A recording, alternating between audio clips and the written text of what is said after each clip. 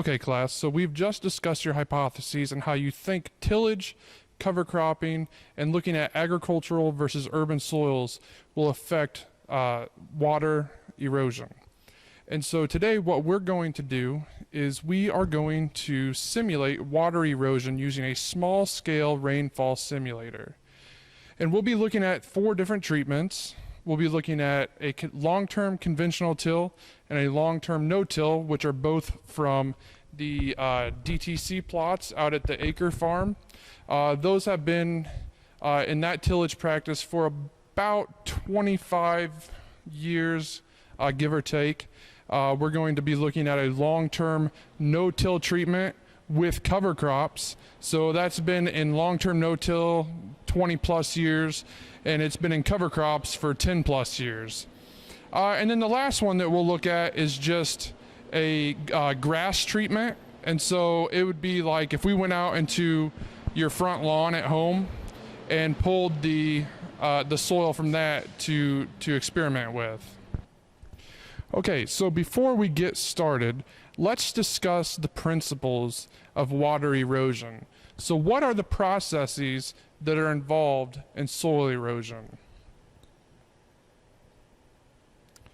Good. Okay, so now that we've discussed the processes involved in soil erosion and water erosion, let's now get into the methodologies that we'll be using for this experiment.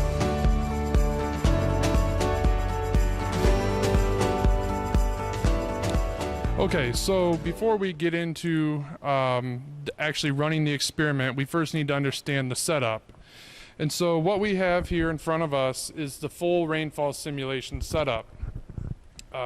So up here on the table, you can see we have a carboy filled with water, a hose attached to the nozzle, and then a shower head attached to the hose. And so what that'll do is that'll help us simulate that effect of rainfall, that kind of dripping and moving across the area of the soil. Here we have the actual soil tray. And so what's important to note about this soil tray is that this is an intact slice of soil. And so what we did is we have a 1 foot square tray by 6 inches deep. And we take it out to the field and we hammer it into the ground, and then we dig underneath and we pull the entire slice of soil up.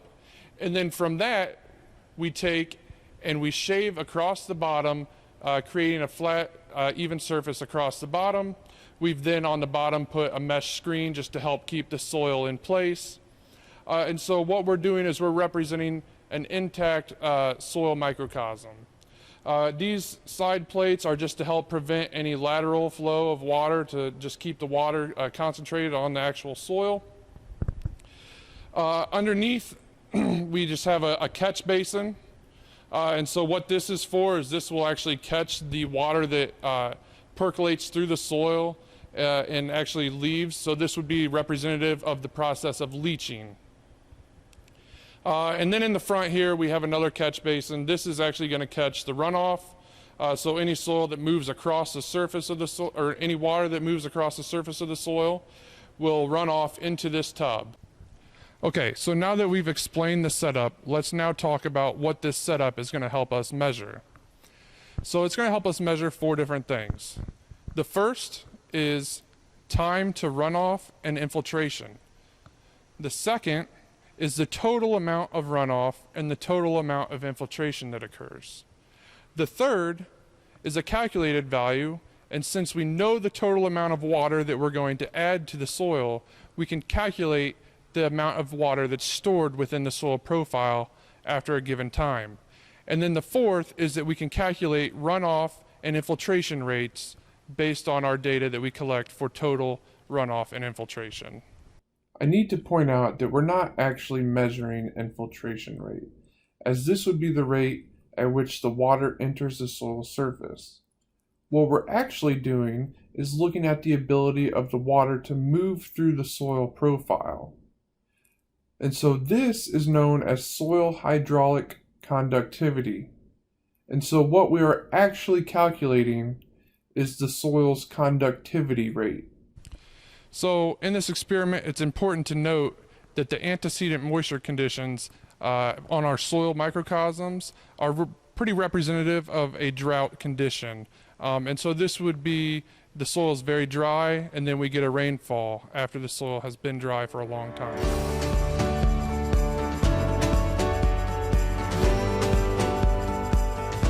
Okay, class, so now we're going to actually begin the experiment. And so what I'm going to do is I'll turn on the water with the nozzle above the soil profile. And what I will do is I'll also start a stopwatch at that exact same time. And I will be watching for infiltration and runoff to occur. And I will record the times of both runoff and infiltration the first time that occurs. What we're going to do is we're going to add 20 liters of water to the soil profile. Once we have added the 20 liters, we'll shut the water off and we'll let the soil profile sit for 10 minutes. After that 10 minutes, we will then measure the amount of infiltration that occurred and runoff. Okay, so I'm going to go ahead and begin.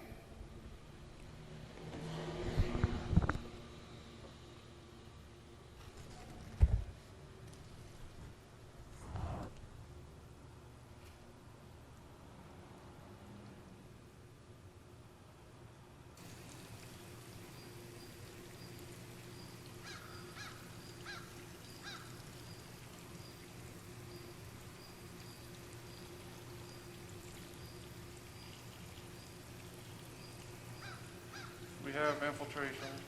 I've got infiltration at about 30 seconds. And so we'll just continue to let this rain.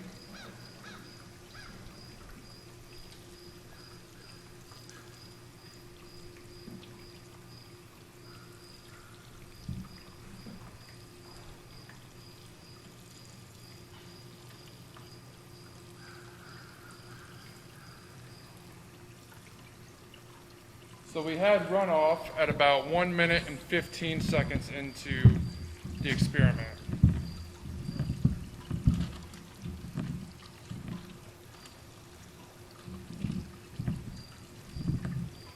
Visually, you cannot see it from your angle, but there is quite a bit more infiltration occurring than there is runoff. Though it seems that we've now saturated the soil, and so we are experiencing a steady stream of both runoff and infiltration at this point.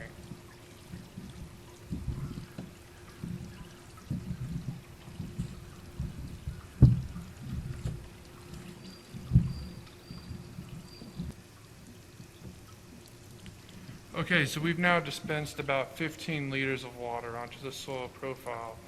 You can see, hopefully from your angle, that we have some ponding on the surface due to the uneven nature of the surface of the soil.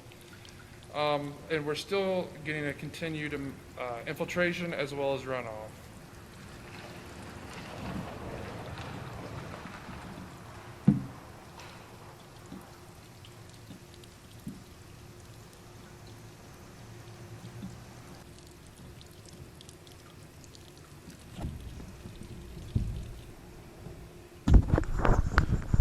Okay, so we've now rained 20 liters onto the soil. And what we'll do now is we'll let the profile sit for 10 minutes. And then after that time, we'll measure the volume of water that both ran off as well as infiltrated. All right, so now we're experimenting with the long-term conventional till microcosm. So we're going to have the same 20 liters of water to impact this treatment, and you'll be able to compare the difference between the two, how this long-term treatment is effective. So we got runoff at 12 seconds.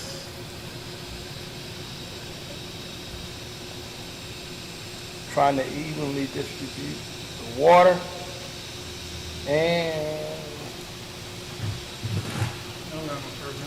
no infiltration, but we had runoff for 12 seconds. Infiltration.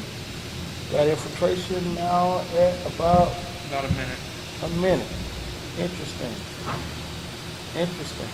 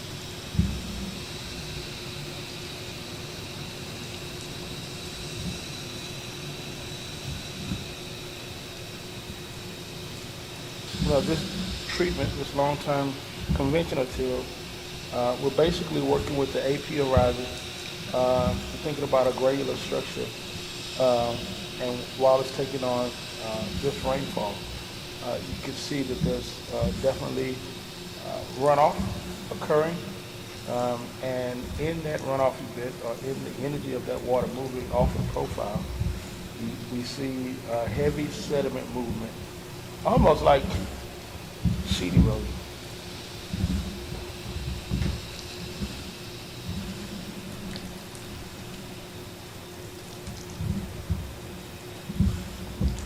So you can imagine that the quality of the water may be different compared to treatment, relative to the other treatments.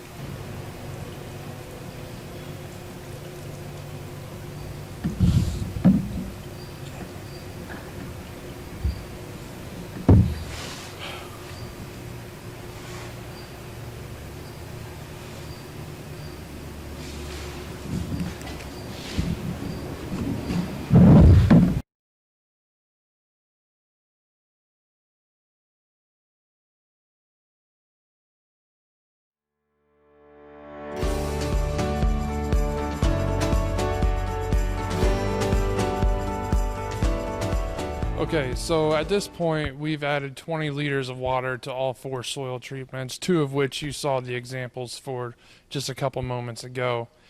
There were some physical differences as well as differences in runoff and infiltration amongst the treatments, which you will now analyze using the data that it will be provided to you on Brightspace in an Excel file. And so now that we've gone through the methods of the experiment, let's discuss the discussion questions that are required for the lab reports.